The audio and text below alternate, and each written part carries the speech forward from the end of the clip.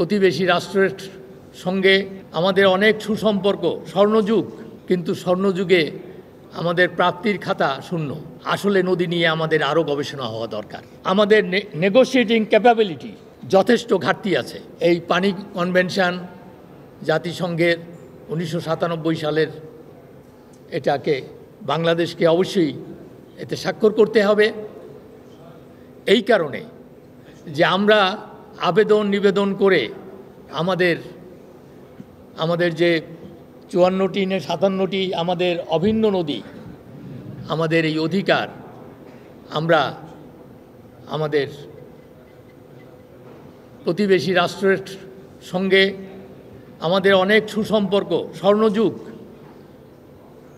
কিন্তু স্বর্ণযুগে আমাদের প্রাপ্তির খাতা শূন্য। এই অবস্থার পরিবর্তন করতে গেলে অবশ্যই আমাদের আন্তর্জাতিক যে ফোরাম, সেখানে আমাদের যেতে হবে, আমাদের বিকল্প নাই। এবং সে কারণেই এই চুক্তি স্বাক্ষর করতে হবে। আমার পূর্ববর্তী বক্তা যে কথাগুলো বলেছেন আমি পুনরাবৃত্তি করব না। All time Roma. Taste it, love it. আমাদের যে নদীর স্বাস্থ্য, এই স্বাস্থ্য ফিরিয়ে আনার জন্য যে আমাদের জন্য যে আন্দোলন, সেই আন্দোলনকে আরও জোরদার করার জন্যে আরও বেশি আমাদের সক্রিয় হওয়া দরকার। আমরা যদি নিজেদের নদীগুলোকে আমরা রক্ষা করতে না পারি, আন্তর্জাতিক নদীতে আমাদের অধিকারের কথা বলা এটা ভালো শোনায় না, এটা গ্রহণযোগ্য হয় না। তৃতীয় কথা হচ্ছে, যদিও আমার পূর্ববর্তী বক্তা উনি নিজে গবেষক, উনি বলেছেন অনেক গবেষণা আছে। আমি গবেষক না হয়েও আমার উপলব্ধি হচ্ছে আসলে নদী নিয়ে আমাদের আরও গবেষণা হওয়া দরকার, আরও সুনির্দিষ্টভাবে আমাদের আরও গবেষণা হওয়া দরকার। এবং সবচেয়ে বড় কথা হচ্ছে, আমাদের প্রতিবেশী দেশ, উজানের দেশ,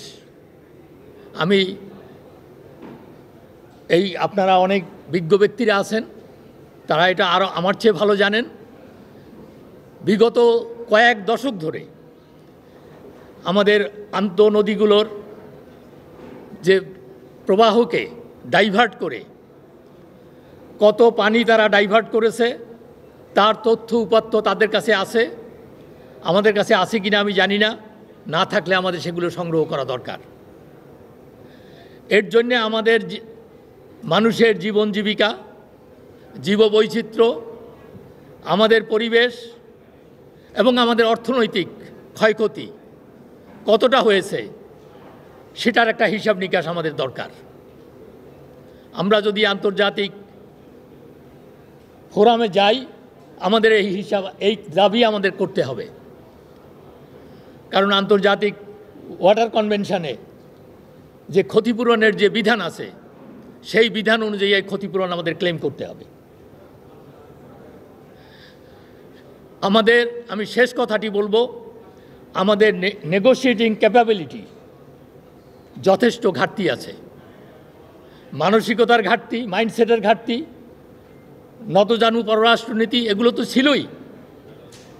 একই সাথে আমাদের যারা নেগোশিয়েট যেসব কর্মকর্তা, যাদেরকে দায়িত্ব দিয়েছি, আমার বিশ্বাস, আমি জানি না আপনারা আমার সঙ্গে একমত হবেন কিনা, না হলে আমাকে ক্ষমা করবেন, আমাদের ক্যাপাবিলিটির এই ঘাটতি আমাদের পূরণ করা দরকার। আমাদের সক্ষমতা, নেগোশিয়েটিং সক্ষমতা আমাদের বাড়ানো দরকার।